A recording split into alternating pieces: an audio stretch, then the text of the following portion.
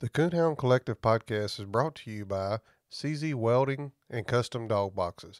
Dog boxes built by hunters for hunters. Check these guys out today. This is your host, Jason Snellgrove, and I will be your guide as we journey down the road to pleasure hunt or hitting the long trail to those great comp hunts. This is the Coonhound Collective podcast.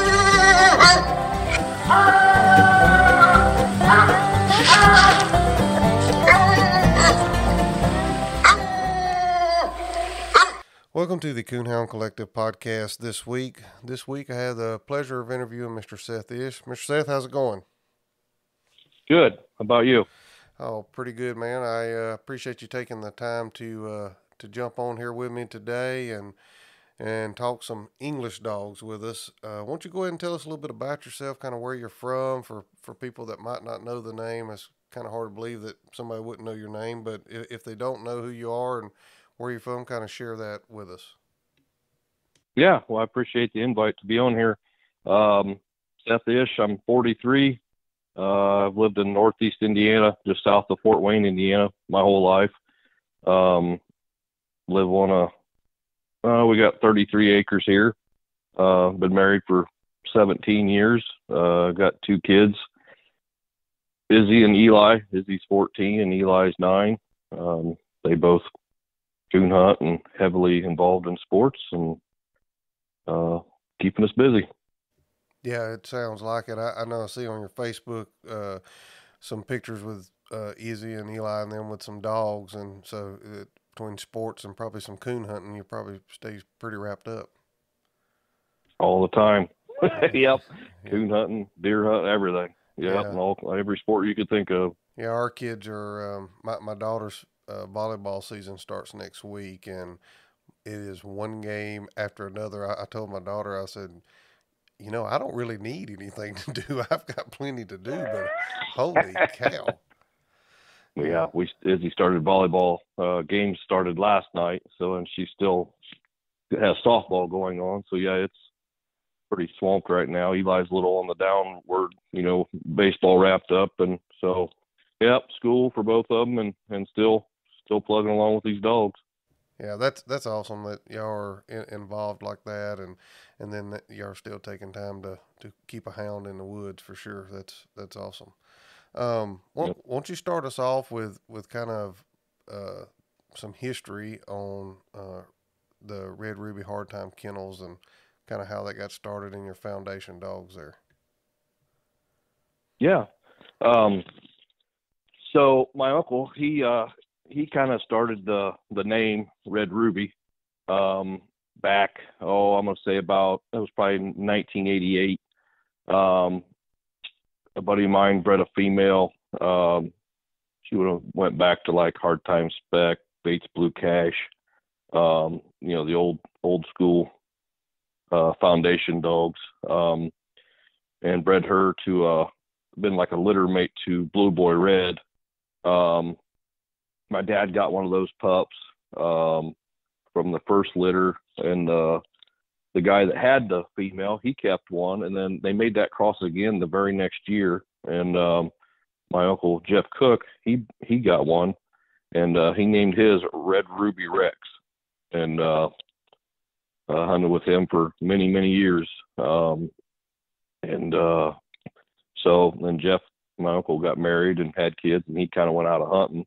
And so at that time, I'd gotten Pearl, and she was off a Hardtime Moses. I thought, to carry the Red Ruby name on, I'll just add Hardtime with it. So that's how I come up with Red Ruby Hardtime Kennels. Then we'll go back a little bit. I'm thinking it was Ringo was born, I think, in 1996, and I got him. I think he was just a little under 2. Uncle was building a house, and just wasn't the time for him to coon hunt, and had a chance to buy Ringo, and I'd hunted with him when he was witnessed him.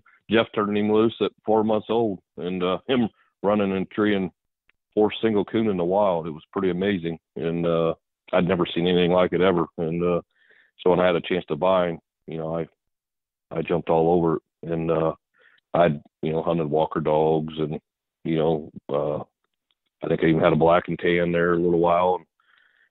And it seemed like everything was going wrong that could go wrong, before Ringo, get between, just accidents with the dogs, getting hit on the road. And so I went a different route and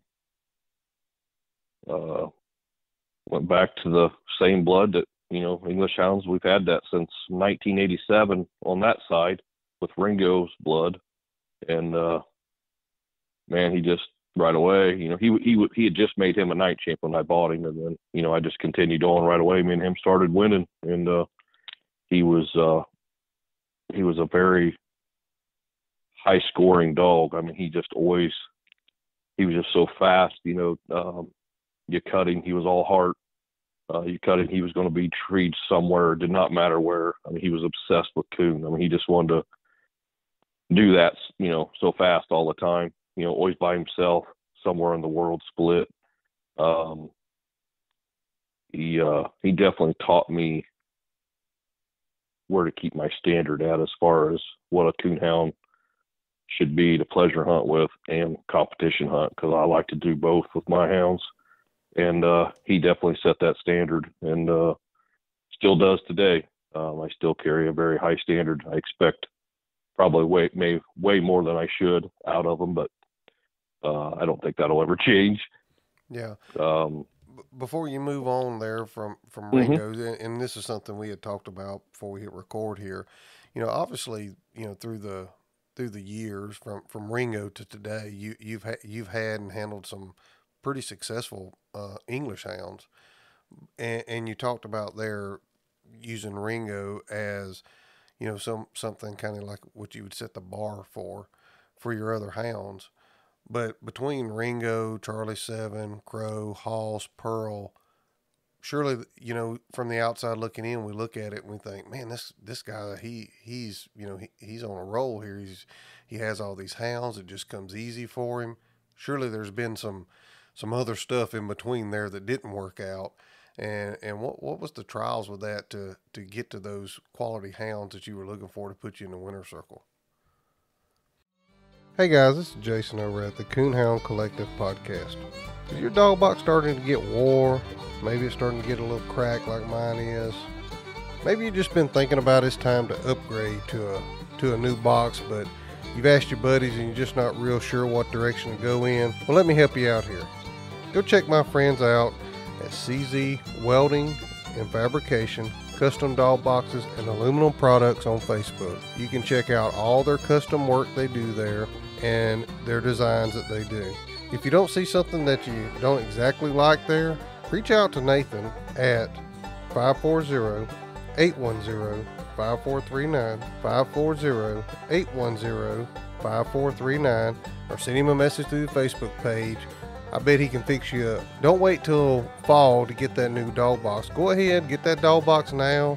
Get you something looking good in the back of your truck that you can be proud of and that you can haul your dog around in comfort.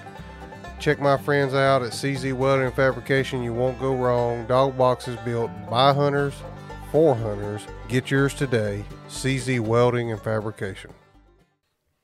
Yeah, I mean, really, it was all before I got in Ringo. Like I said, I'd go on these hunts, didn't really know what I was doing. I'd went along with my dad. He would always, take me, and so I was trying to learn there. Then my Uncle Jeff would take me along, and then, Jeff kind of started putting me on my own, and I wasn't winning. I wasn't packing a good enough hound at the time, and so then, like I said, everything, I think everything happens for a reason, and when all the accidents happened with the other dogs, I was able to get Ringo, and,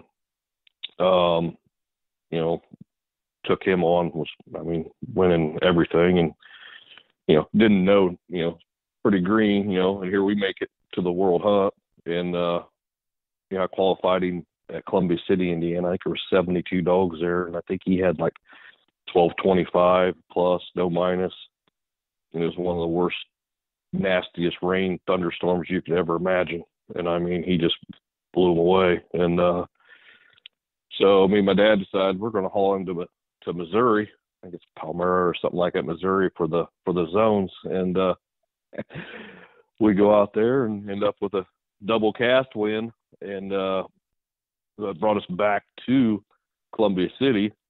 Still, Greenhorn didn't really have any idea, how big time that was back then, to make it that far.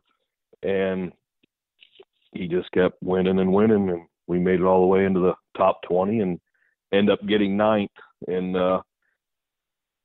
that just set the fire under me, to continue. And I have not won the World Hunt yet, but that's still one of my goals, that or produce a hound that wins it. And we've been close many, many times, but just, I'm thankful for everything that, I've gotten to as far as the World Hunt. And if I never would win it, I could say I've knocked on the door many times, but it's that part has been a blast. Very nerve-wracking, a lot of time and not much sleep, and goes into that. And if you don't do that, you're not going to get very far. Yeah, it definitely. I interviewed Lane Denny, and he talked about, they have camps for, as we talked about our kids being involved in sports, they have camps for different, athletics that they have in high school to get young kids ready. And it's really no different with, coon hunting. We have to get ourselves ready as a handler. But, we also got to put that dog through the paces. And, I shared with you a hunt I had, with against Brandon Gaines and his diesel dog, and I think he has got some pretty decent dogs over there, and that was one of the reasons I wanted to do it. I have a new dog that I'm hunting there that goes back to some of your breeding with Charlie Seven and Pearl and Hoss there, and that's what I wanted to do. I wanted to see where I was at, where he was at. I think that's important when we're getting dogs ready for competition hunting. You can go out and pleasure hunt and tree coons, but it's a whole other ball game when you line strange dogs up beside each other. Yep. Well, let's let's go ahead from Ringo, and let's talk about Pearl and some of these other dogs that you've had there. Yeah. Pearl, first got her. I think what year that was. If it was 2002. She come out of Georgia, South Carolina, Georgia area. I'd actually bought two dogs at the time, and Pearl wasn't even the dog I really wanted. It was another female that had won English days one year, and got home and started hunting them, and wasn't really liking the female that won English days, so I kind of started hunting Pearl, and it took her a little while to transition from south to up here. But I'm going to say a good month. And I mean, there was times it was pretty trying. And, we had a lot of disagreements, and, she finally came to my way of thinking, and, started seeing, better and better each night, and just so independent. I mean, she just wanted to be alone, and no trash. She did not have a good mouth. She was chop on the ground. She'd come on with a long triple chop locate and kind of like a double chop at the end. When you heard that double chop, it's over, done. Nice tree dog. Nothing flashy at all. But she was going to have a coon and be by herself every time you cut her. And, if they made a mistake, they was done. So I, started carrying her to these hunts and stuff, and she just started winning right away, and went on, made her night champion, and granted her out and qualified her for the world, and she got right in there the first year. I think it was 05. Got her all the way through, and was at the finals was at Portland, and she made it down and ended up getting 8th and got world champion English, got world champion female. And then she had won, some different hunts and stuff, but we decided to raise a litter off of her, and we bred her to Charlie 7. We'd got him in the meantime. And me and Sean, my brother, bought Charlie together, and I thought, man, that they would just complement each other so well. I thought, he had a really good mouth. She didn't have much mouth. They were both very independent. They both like to have them coon. And I just thought they would work well. So I made the cross, wasn't expecting what we got. And, but that cross just caught fire. I mean, they was just amazing. And, so I continued to hunt her and, went the next year right back to the world hunt, bound to determine. And, I don't remember where the zones was at, but I remember, we went to, Tennessee for the finals and ended up being, I think we got 12th and got world champion female, world champion English again, back-to-back years. And then 07 got to the zones or right for the zones, and she came and heat on me. So that was that.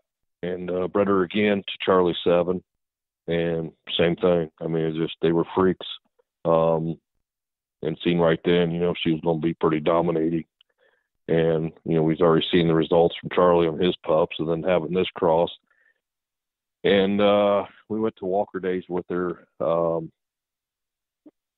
and she got in down there, scored like 8-something.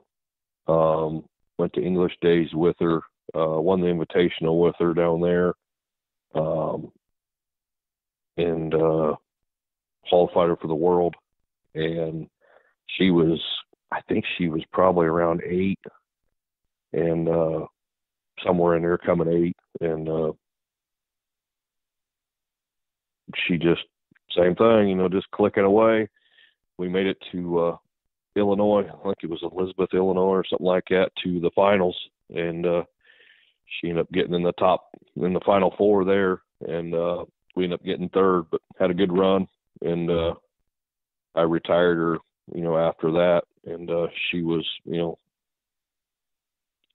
hunting her in all these hunts and breeding her to Charlie twice, and made a half brother, half sister cross with the Stone Cold Harley dog. I always thought that was pretty amazing with her to win like she was winning and raising pups and being number 1 on the reproducers list, number 1 on the female performance part of it. I just thought that always just stood out. That was pretty amazing for me to be able to do that with her. She was a lot of fun. Met a lot of people through her, and all of them. I mean, it's been pretty crazy. Yeah, well, I'm gonna just be the first to say, to place a dog that high 3 times in the world, that's pretty impressive. And then, I failed to mention this at the beginning. You were on with the Houndsman XP. I think it's episode 51. For anybody who wants to go back and listen to that, and you were talking about those uh, pups out of Charlie 7 and her, and the percentage rate that actually turned out to be dogs was pretty amazing compared to what usual litters turn out. Um, so I guess after her, did you go to hunting Charlie 7 more, or was there something else in there that you were already messing with, maybe a pup out of her and Charlie, or how did that work? Yeah, I was still hunting Charlie. We was hunting through all this. We done quite a bit of winning with him too. And you could breed him to a female that day and go to a hunt that night. I bred 2 females to him at English Days. I think it was '06. Bred 2 females that day and won the Invitational with him that night and won Grand Nights that night. It didn't phase him. I mean, and I like that. I mean, you don't have to worry. Didn't have to worry about him. He had one thing on his mind. And you said it earlier before we started this. Your dog, you think you could be a female in heat, and he'd just go tree coon, and that's how 7 was. It didn't matter to him. He had one thing on his mind when it was dark, and that was tree coon. And but yeah, we bred. I have 2 brothers, Scott and Sean. I kept a female. Her name was Chick. Sean kept a male named Hoss, and My brother Scott kept one. His name was Hobie. And a buddy of mine kept one. His name was Bo. And another buddy of mine kept one named Pepper. And then there was Glass that David James owned. I'm probably going to miss some here from that first cross, but Rusty, Jim Johnson, a buddy of ours, he made the cross that produced my Ringo dog's dad. He bought one. And all of them, I mean, 6-7 months old. I mean, you cut them, they was tree and coon by themselves. I mean, show them a couple cage coon, turn them loose in the daytime, start hunting them at night, and they just did it. I mean, it was pretty fascinating, really. But Rusty, owned by Jim Johnson, my brother took him to some hunts. He was like 10, 11 months old, and he night championed him out fast. And then he started on hoss, and I was hunting chick, and just had her night champion quick. I think she was grand night by the time she was 2. Hobie needed like 5 points. That was my brother Scott's dog to be night champion, and he got hit on the road, so didn't get to finish him. The Bow dog that my buddy Tony had, we ended up getting him back. He had, I think, 2 first place wins on him, and we made him night champion. And we actually sold him to my dad, and he took him and granted him out and won a ton with him. And Sean granted Hoss out quick. I mean, it was just like one, it was all at the same time, just one after another. And Glass, Pepper, my buddy Pete had her, Pete Cross. She won the Invitational, won several big hunts for Pete. And, you could just see the writing on the wall. That was going to be a pretty amazing cross. So we did that cross again. That produced, more. My buddy Steve Dayton in New York, he had one named Minnie Pearl that I had sold him. I think she was about 4 months old, and he won a ton of stuff up there with her. But Chick was where I put my time into, and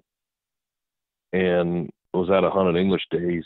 She was pretty young and was winning the cast, and a female, they was split. The female left a tree and come down her and just mauled her. I mean, just annihilated her. She was still, you could go pleasure hunting, she would still tree a pile coon, but she was never the same in a hunt. And so about that time, I put her up for sale because I had another one coming on. Her name was Susie. I named her Red Ruby Susie.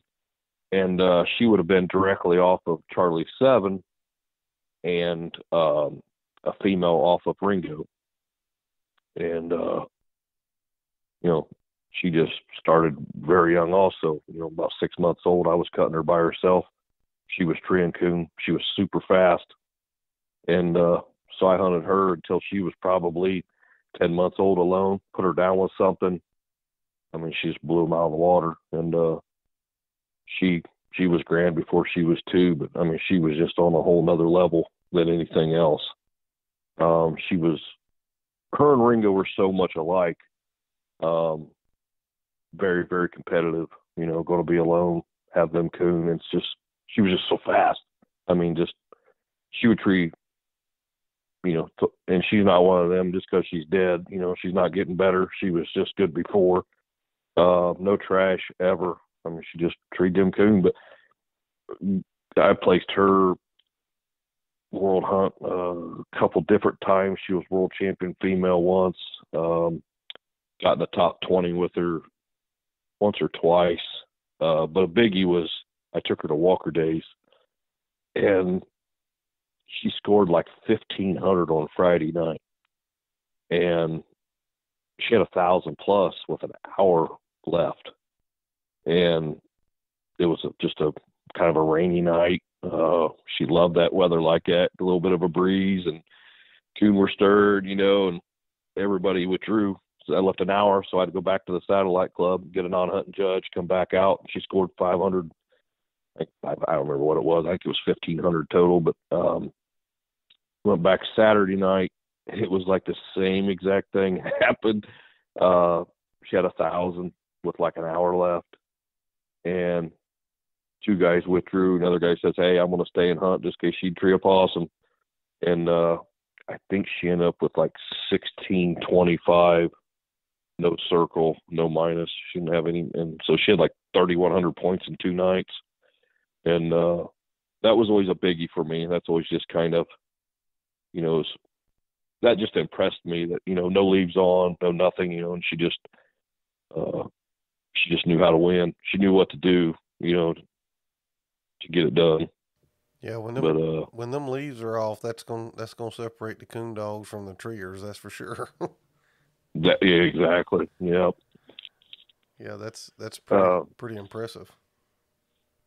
yeah, she's been gone now a couple years. I buried her here at my place under the last tree. She treated a coon. Kids were with me, and she treated a coon over there. And wasn't shortly after that, she ended up went downhill pretty fast. And so I told him, I said, well, let's just bury her underneath that tree over there by the woods where she treated that coon. So that's where she lays. So, but yeah, she was fun. I mean, everybody knew her. She just a blast to hunt. And if you didn't want to go hunting, like they always say, you didn't want to turn her loose because you was going to pull her off a coon somewhere. And there was nights where I remember when Izzy was little, she used to hate going with her, because she'd have to walk so far. But the older she got, when the coon weren't moving, if you didn't have Susie along, and you wasn't doing much good, she'd be like, can we go home and get Susie? So I'd always slide back home, pick her up, because you just knew she'd be treated somewhere with a coon. So, but yeah. And that's important with those. I know with young kids, I kind of burnt my two out when they were younger. Training puppies, and that can be a frustrating time for young kids because they want to see game in the tree, and that's always important. But you touched on something there, and you were talking about those litters out of Charlie and Pearl, and bringing us up to Susie there, and man,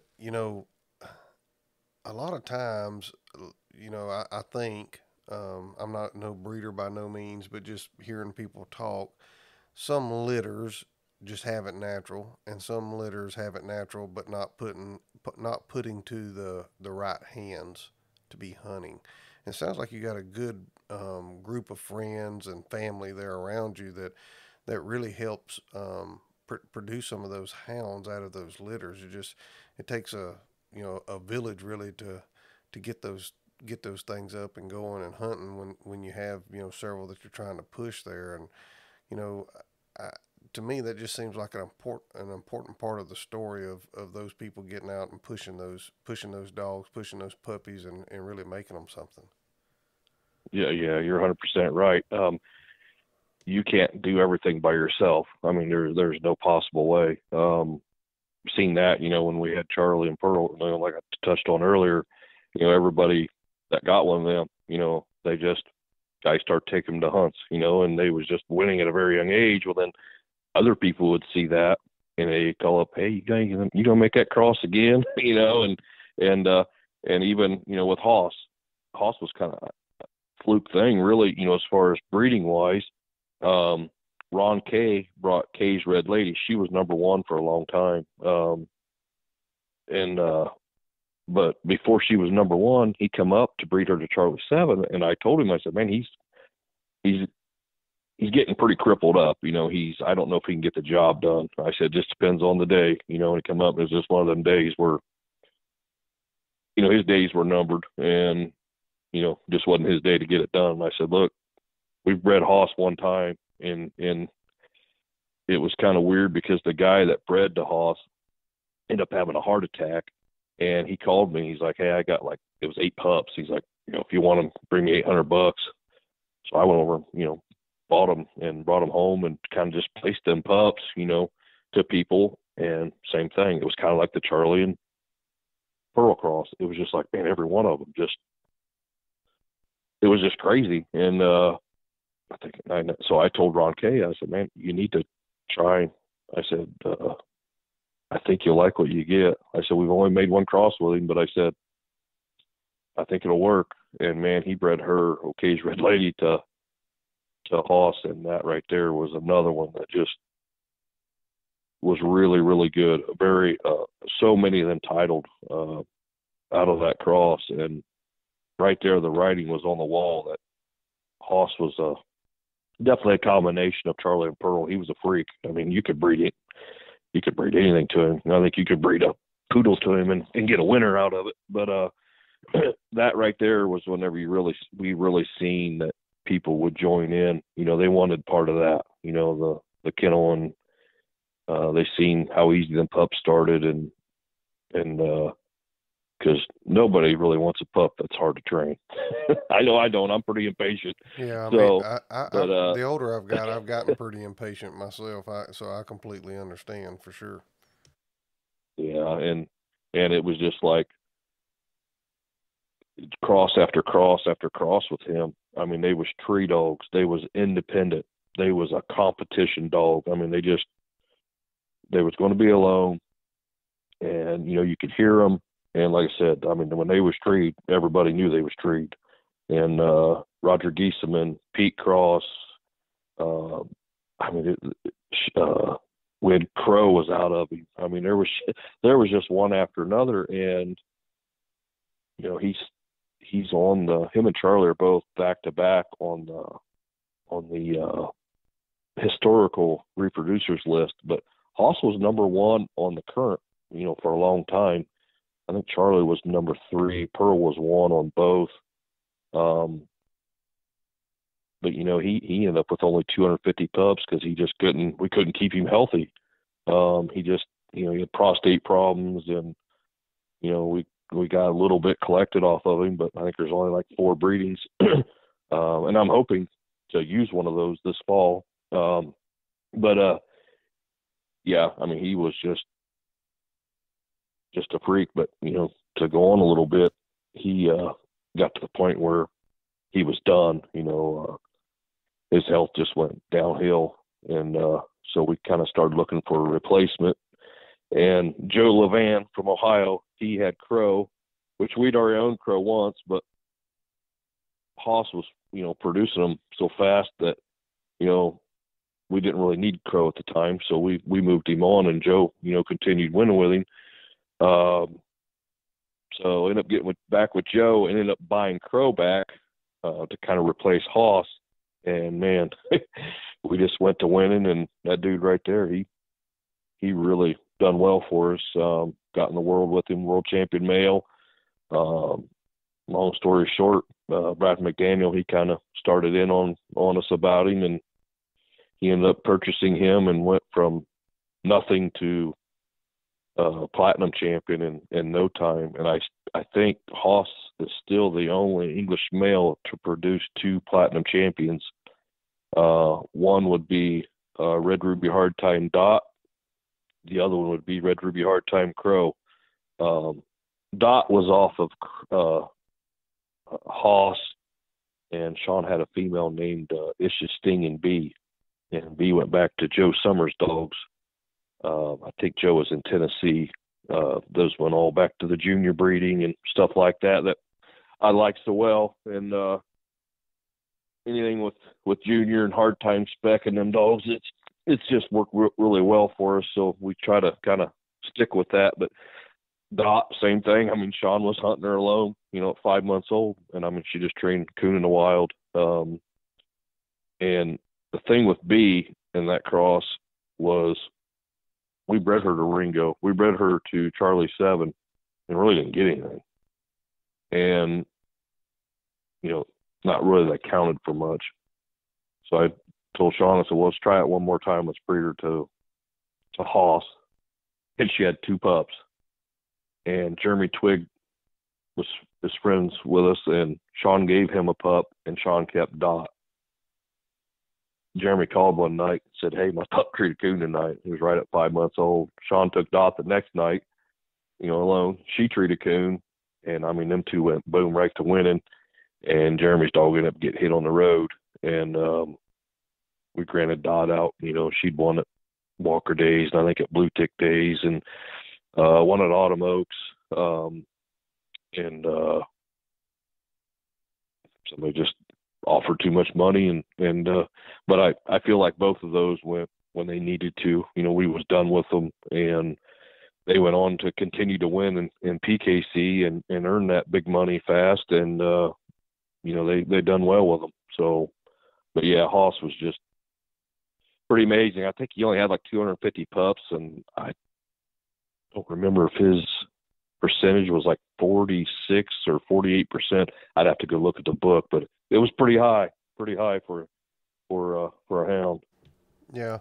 Real quick before we move on, something I did want to touch on, and you brought it up there about having him collected. I've heard a couple of podcasts. I've talked to a couple of guys, and some people are big on having dogs collected. Other people are not, and they say, hey, from the time I started to where I'm at today, my breeding program's gotten better, and I have the line out there. I had of it all in my dogs, and obviously, with the success that y'all have had with the breeding, your breeding program is, you've got that blood in there. But how important it is it to you to have those special dogs collected and to be able to reuse that later to reintroduce that into your breeding program?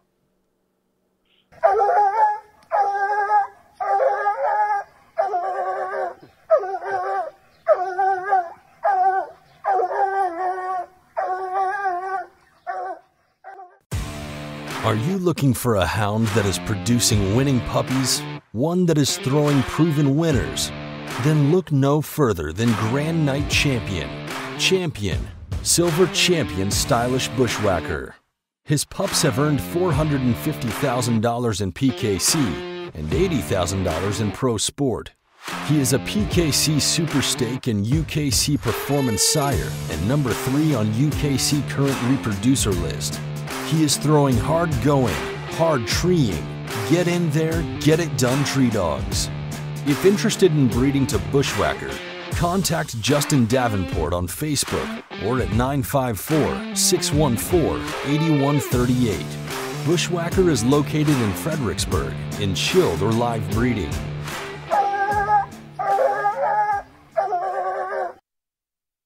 I'm lucky, Dean Feitzel was close.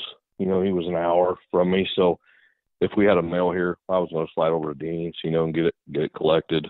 Just someone was a little younger, but I thought, hey, it don't hurt later on. You never know. You might have something special.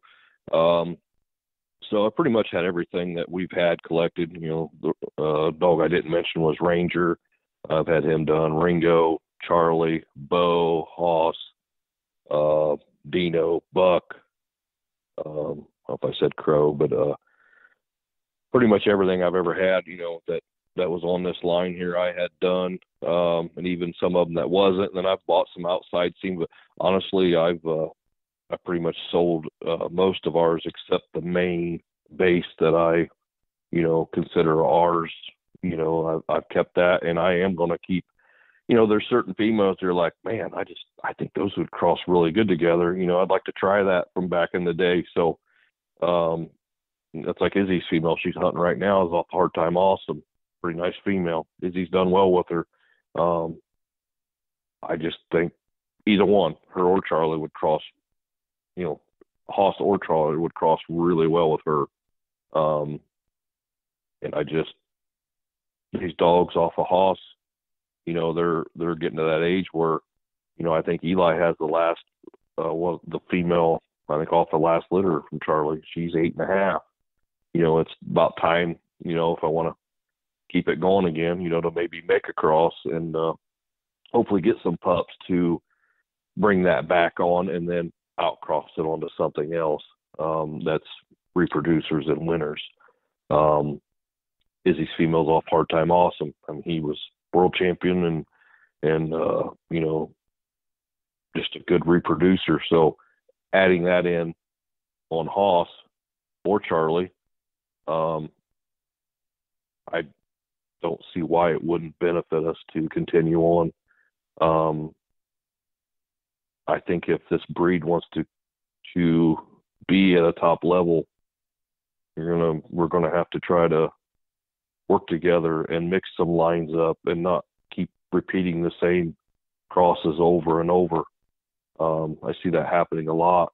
Not saying that they're bad crosses, but if we're not in the finals of the World Hunt or not in at Autumn Oaks or, different stuff, we need to try something different. There's a lot of jealousy that goes on. I know that gets touched on a lot of podcasts.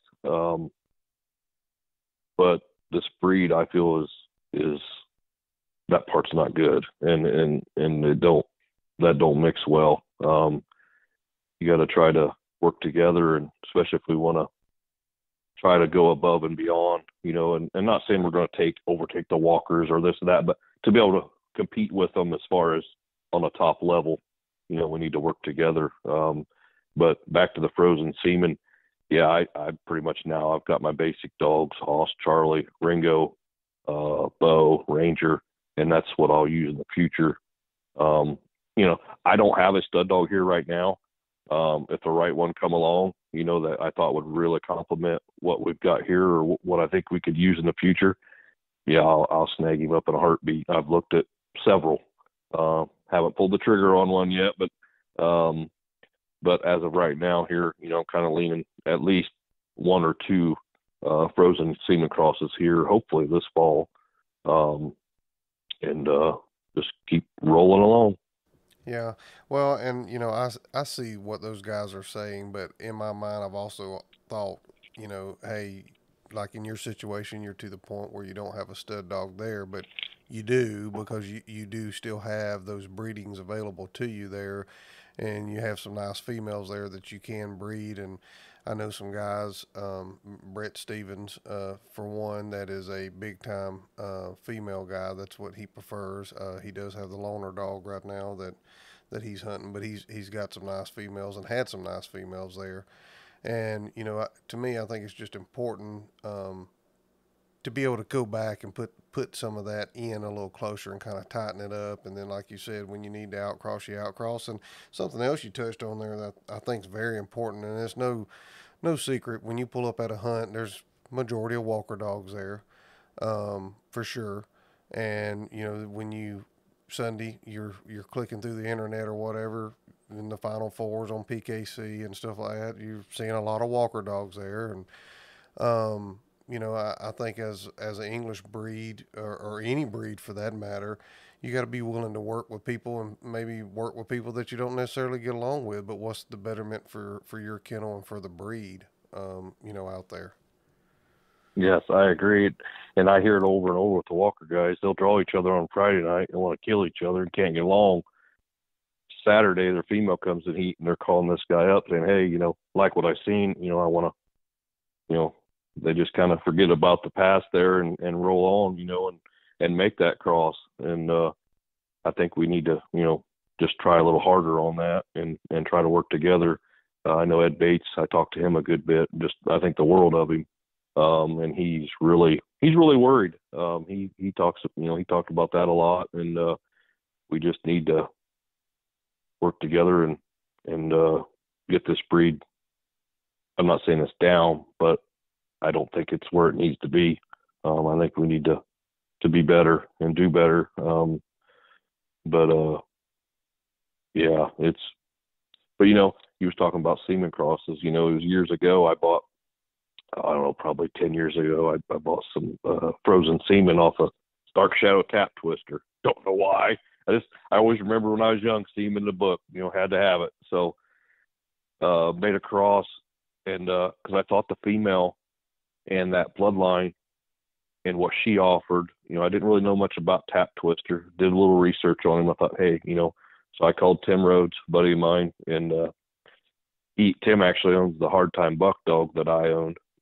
He owns him now, and Buck has done really well. Did a lot of winning, but done really well in the stud pen. But so I leased Buck's mom, who was off of Charlie 7, and on the bottom side, she's Hardtime Moses. So, kind of Pearl's blood, the Moses. And then, I'm thinking, hey, with Charlie, that mixed really well. So we'll just try it and see. Well, long story short, made that cross. And then you got the Woody dog from down south. And then James Jones owns the Tap Twister dog here in Ohio. And that, that dog's thrown some pretty nice hounds. So it's just nice to see something you do still showing up, showing up, as far as these pups winning. And, I had a little bit to do with it. I'm not saying I had everything to do with it, but, it feels good. Just like when you see these dogs on the reproducers list, Buck's on there, Crow's on there, John DeBathis, Eddie Lemon owned him, thought the world of him. He passed away here a year or so ago. But it's just, it does you good to see the time and what I love to do. I love to coon hunt. I love to make crosses with these dogs and see them later on down the road winning and people getting to enjoy them. So, yeah, we just need to work together. Yeah, I couldn't agree more. Sometimes you just got to let bygones be bygones and look at the hound. What's the hound? It ain't about the person. The hound's out there, one performing. The person's just calling. If that hound can better your breeding program, you just gotta kind of overlook the person and worry about what it can do to help your breeding program and the breed itself. For sure. So, yeah, Yeah. I couldn't have said that more better than what you did. Um, so before we move off the semen, so what you have, you're keeping, or do you have semen available for the public, or available for the right female, or just no straight out? Because you may get that question I from this. probably none from Hoss. There's just not enough. I think I've got 4. I would talk to somebody, if they called about Charlie, if a female was getting ready to come in heat that they wanted to breed right away. I've sold some of it, but really wouldn't be interested in selling it, just to see it set for several years. Yeah, I'm going to keep some, for my kids and stuff so they can, use it later on also. But yeah, as of right now, I'm going to keep what I got. Yeah. Okay. Well, that just answers that question. That way, people want to contact you, they can contact you and kind of know what to expect. So, Yeah, um, yeah. so we talked about Crow there. So where are you at between Crow and where we're at today? Oh, well, I had Buck. He was off of Main Street Dino that we had. We had a lot of good success with Dino. He just got some age on him, and I had Buck at the time, so Kim Stratton wanted him, moved him on, and then we had was breeding Buck and Crow quite a bit there. They was keeping busy, and then Brad McDaniel bought Crow, and Tim Rhodes bought Buck, and was kind of without as far as male dogs. So just continued hunting what we had at the time for females, and Izzy bought the Hardtime Cooper dog. He was off a Buck, and her Lucy female. Forgot about Lucy. She was off a Hoss. Izzy had bought her from Brent Moss, real good friend of mine from Tennessee, and good learning. Female, good. Izzy, learned a lot from her, and but she was ready to move on to a male and just try something different. So we actually sent her back to Brent's, and she's still alive today. She's 11, but running loose there in the mountains. And so Izzy done some winning there with Cooper, and I back up a little bit. I was hunting. I was wrong. I was hunting Ohio Warhawk. We bought him. He would be right off of Hardtime Awesome, and he'd be a great grandpup to Charlie 7 on the bottom, and then he would also show Pearl's mom, Okanee River Queen. So when I seen Charlie and Queen all at the bottom, I thought, man, I think I can squeeze him in here. So he'd already gotten the top 20 at the World Hunt the year before, and then we bought him and was breeding some females to him. And then got him in at Oaks that year, got in the final 4 with him, and we did some winning with him, bred some females to him, and Kim Bolden had to have him. So he bought him the night we were supposed to go in the final 4. He bought him and then let us handle him. And then so when he left, that's when Izzy bought Cooper, and so got past that, and we still got, or she ended up buying Lexus. Lexus is off a Hardtime Awesome, and she was at Heath Robertson hat. Heath Robertson's house, and Heath's boy was having some health issues, so Lex had been standing, and I told Izzy, I said, I think you need to check her out. I knew she'd done a good bit of winning when she was younger, and watched a lot of videos on Facebook of her, no leaves on, nasty nights, tree and coon, and kind of dogs I like. And I told Izzy, I said, I think I'm going to call. So I called, and Heath's just a super nice guy. And he's like, look, I'm not hunting. Take her home. Hunt her as long as you want. Make sure Izzy's happy. And brought her home, and I think we had her like 5 weeks. I finally called him up. We was texting back and forth. I called him up, so I just consider her sold. And Izzy and her have went, I've kind of taken, a little bit of a back seat just to kind of let her, kind of, I want to say, teach her a little, kind of mentor her and let the dog kind of teach her also. She wants some hunts with Cooper. But her and Lexus just really seem to bond. And she'll hunt for anybody, but I told Izzy, I said, I've always liked hunting a female better. I said, I feel like once you have a good female, I said, it's hard to go back. I said, I don't know, there's just something there, but those two, they work well together. Me and her went hunting one night.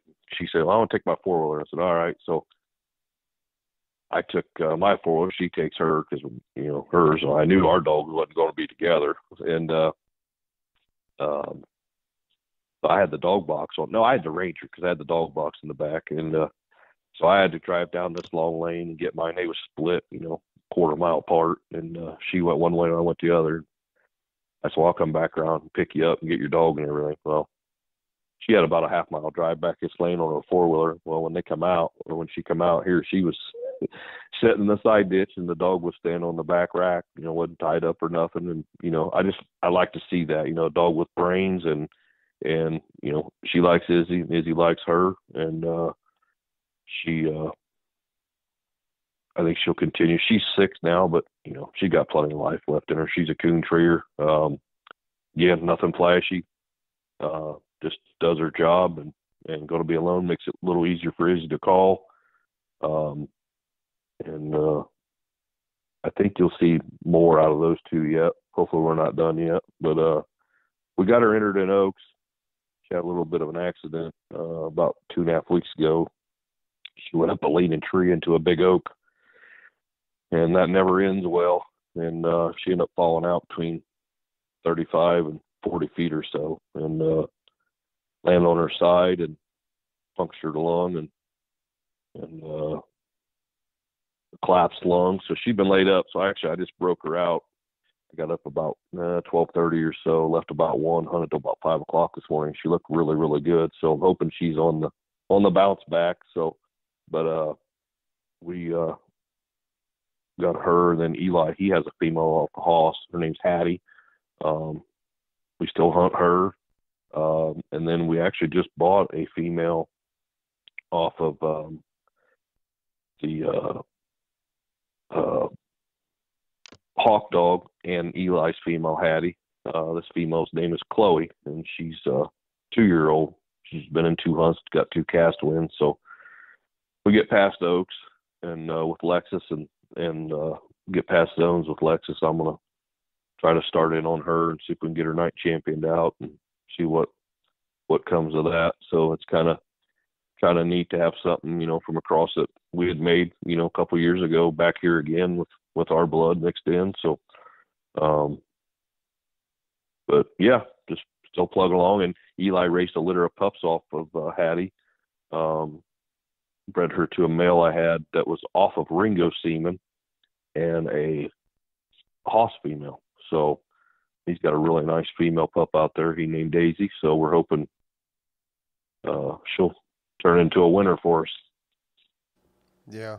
Well, we definitely, by the time this comes out, Oaks will be in the books. This will come out the following Thursday after, so we definitely wish y'all the best of luck with Thank you. with her there at the Oats, and hopefully she performs well for y'all there.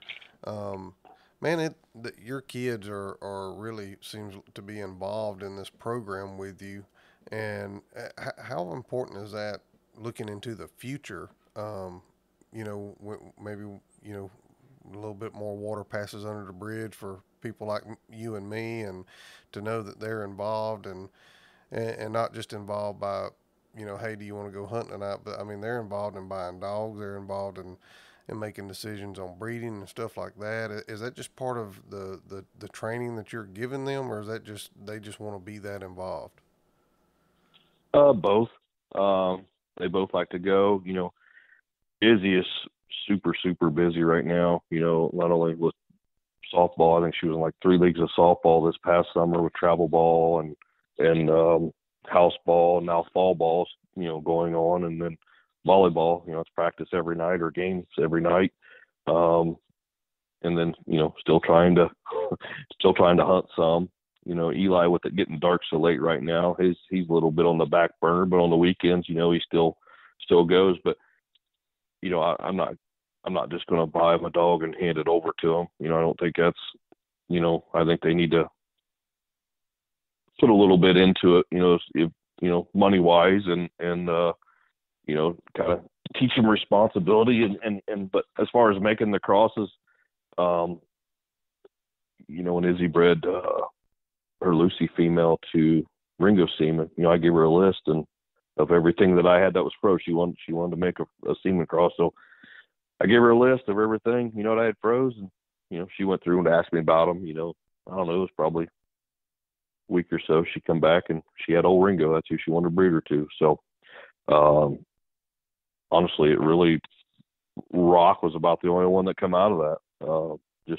Just wasn't one that really worked. But Rock was a coon. I mean, he's a coon dog. I mean, he's fun. But like with Eli, and Hattie, he took him a little bit, but he made up his mind, to breed to Rock. So, I leave it up to him. I mean, even if it's breed to an outside male or frozen or a lot, it don't matter. But like Izzy, there's nights where, I know she's tired, and but she's getting to the point now where we live off the road quite a ways, and there's woods around us. She'll go out, grab Lexus, and go back there and tree a couple coon, and when school's not in, Eli will go along with her. Some nights he don't. So I think all of us need to do more with the youth. There's not very many that I don't feel that of these youth that want to do this or even know anything about it. There's still clubs that do very well. I like to see them on Facebook and different places that have the youth hunts and the bigger youth hunts, and if they don't do it, if the youth ain't going to come up and do it, it's going to age out, and die off. And we're already losing hunting ground, so fast that ain't funny. And we just got to keep them involved. Yeah, I agree, and my hat's off to you there, because you're not only teaching them about hunting and breeding, but life lessons too. Everything don't always work out, and some things work out great. You just got to make a decision and stick by it. So, yeah, I agree with you. We definitely got to get the youth involved, and they are the future of the sport. And there are pockets, like you said, of different places that do real well with it. But there's some other places that we could do a better job at it for sure, and get out there and help get kids involved. No doubt. Yeah. And the other thing is, I renew my permission every year, for these places I hunt. I've got a lot of places, but I make my kids go with me most of the time, not only to build like a relationship with them landowners, because now when I pull in, it's like, man, you're really growing, to both of them, because every year they're with me, and every year, they know them now by name when we pull in, and if something would happen to me, get killed in a car wreck, whatever, you never know. These people will know them, where somebody could haul them hunting or haul them back to renew that permission. They would still have places to go to hunt, when they wanted to. So I've always done that. I've always taken them along. And also it's hard to say no to a kid to go to give them permission to hunt. So yeah, I agree. It is. That's for sure. And that's something as coon hunters. I don't think none of us have enough money to own enough land to be able to hunt our own place. So it's important to protect those relationships, and having your kids involved with those relationships is just another blanket of protection. I believe, just to protect that landowner and hunter relationship out there. Yep, and take care of the property and treat it like it's yours. And I always tell them, if it's dry, I might drive back. If it's wet, we're not driving. So that's, as you ruin it, you ain't going to get back in there. Yeah, well, I keep stealing this from Clay Newcomb. He has a saying, "Guard the gate," but I'm gonna eventually say Clay Newcomb quit saying Clay Newcomb come up with it, and I'm gonna just start saying I said "guard the gate." But I'm gonna give him credit for it. But he has this saying "guard the gate," and I don't think there's anything more truer as hound hunters, whether we're hunting coon or bear or cats or whatever it is that we're out there running with a dog. It is very important that we do guard that gate and keep those relationships open.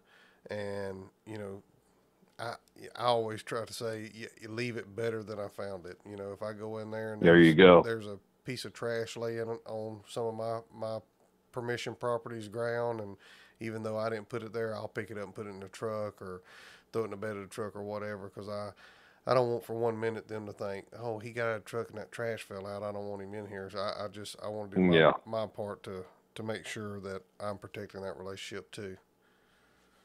I agree. Yep, 100%.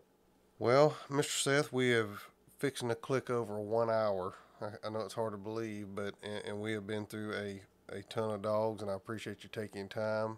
Before we close it out, do you have anything that you wanted to add here? Anybody you'd like to thank, or anything that we missed that you wanted to add in there? Man, there's so many people that, like we talked before, if it would have been for them, joining in with all this, and buying a pup, or, calling when, if they had different lines, or, and just going to the hunts with them and winning, or coming here and going hunting, or, just calling. I mean, there's still, I get calls every day, but, guys just that I wouldn't have ever known, if it wasn't for this line of dogs. And you was telling me, to think of, of a story to add there at the end. And, it's, well, a couple people think, my Uncle Jeff, he, used to haul me everywhere, to these hunts, and he'd come home from work on a second shift, and I'd be there crashed out, on the couch, and he'd wake me up. We'd hunt till daylight every night in the summer. My dad, all these years, when I was young, he could easily have just not took me, or any of my brothers, just did his own thing and went on. So, but my grandpa got all my uncles into coon hunting and, fox hunting and everything, and got my dad, which had been my mom's dad, into, he's the one that got my dad into coon hunting. And so if it wouldn't have been for my grandpa, this probably wouldn't have never been possible. I wouldn't know the people I've gotten to know today. Who knows, my kids may not even know what a coonhound was or is. We had a couple, back up a little bit, we had a couple kids on Eli's all-star team this year. We was at the last game, and we stood there and talked afterwards, and this coach and Eli, they just hit it off really well. I mean, they just good buds. And I said, hey, one night, would you want to bring the boys over and let me and Eli take them out and tree a couple coons? And he's like, man, they would love it. I'm like, well, you're welcome to go along. He says, well, I'll take you up on that. Well, for about 2 weeks there, it didn't work out. Well, last Friday, I forgot about it last Friday. Phone beeps, and it was him. Said, hey, we still on for tonight? And I said, absolutely. So these kids had never done anything outside. I mean, back talking about the youth, they have no idea. They didn't have any clue. So they showed up and had the little bands on, their heads with little LED lights and boots on. And so it didn't start out very good. It just coon weren't moving, and we just wasn't doing much. Well, finally, just, certain time of the night, he said, we're going to be there at 10, but we're going to have to leave at midnight. And I think it was about midnight we finally started treeing some coon, and I don't remember how many we ended up treeing, 3 or 4, but them kids had a blast. And I think they pulled out of my driveway about 10 after 2. And so they had a lot of fun, and they want to go again. So, just another thing right there, go back to, my dad, my Uncle Jeff, and my grandpa. That's still trickling down after all these years. Still taking people hunting that if my grandpa wouldn't have got my dad started into it, I would never be able to take them or even take my kids. So every year, sometime in November, I have a memorial hunt during coon season for my grandpa. And I'm thinking this year will be like year 18, I think. And some of the old timers that used to ride along with grandpa and all that, they come here. Then, of course, my dad, and then a lot of my friends that didn't know my grandpa, but, they know me, coon hunting and everything. So, I mean, this barn, I've got it sectioned off, got a heated part and all that. So we have a big buffet a big buffet line of food and tables all set up. And so they get here 4 or 5 o'clock, and then we all get ready. About 7 o'clock, we break up into teams, and there might be 6, 7, 8 teams, and we break up, and it's always whoever comes back, with the biggest and the smallest is in the finals. And then got a piece of paper, folded up, put it in a thing, and they draw out. Somebody draws out.